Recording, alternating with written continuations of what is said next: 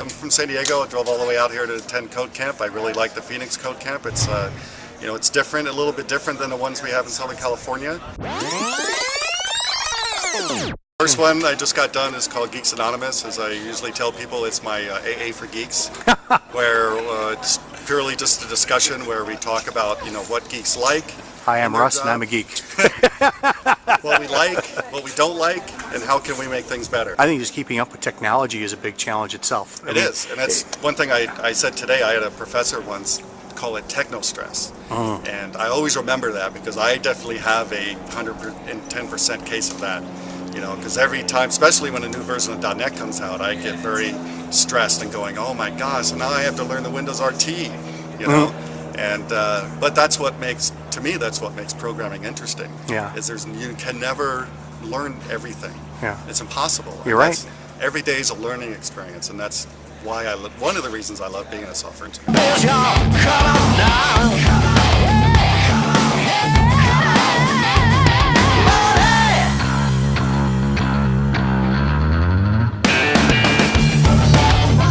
People will steal from their mother. People will rob their own brother. People can't even walk the streets because they'll never know who they're gonna meet.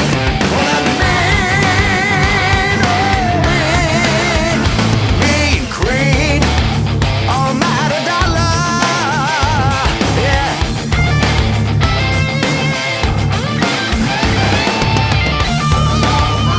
People will lie, rob, they will cheat. People don't care who they hurt or beat. A woman will sell her precious body for a small piece of paper. It carries a lot of weight. Oh, that mean, green, almighty dollar. Yeah. Talk about. I know that cash, yeah, is the root of all evil. Do funny things to some people. Give me a nickel, Robert, and you spare a dime. Money can drive some people out of their mind. It's no good. Don't sell your soul for the money, no. Lay down, a woman will.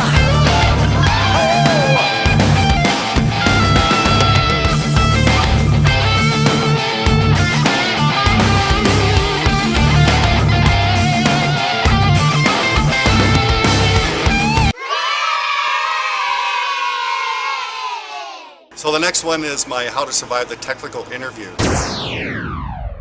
Outside of a Microsoft conference, this is the biggest audience-attended talk I've ever done. Huh.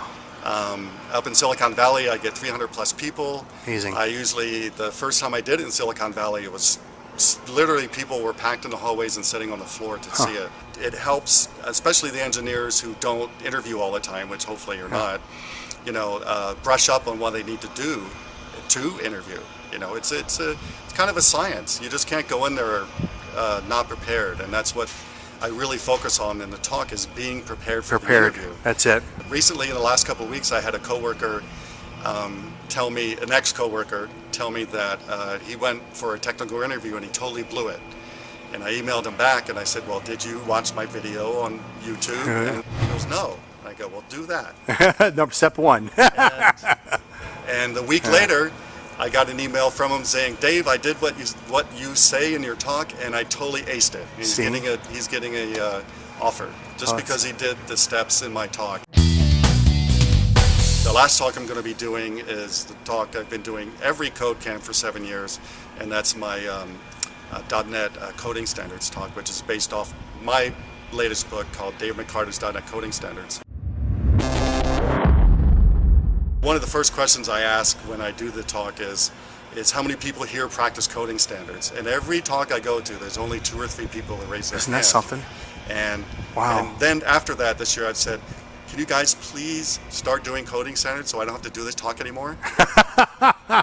I'm very passionate about coding standards, just not only from their maintainability, but it pays off. It pays off in the end, yeah. And unfortunately, a lot of people don't see that. Yeah. And believe me, one of the questions I always ask is how many people has taken over somebody's code? Yeah. Almost everybody raises their hand. Yeah. And then I ask how many people enjoyed that experience? Right. Nobody raises their hand.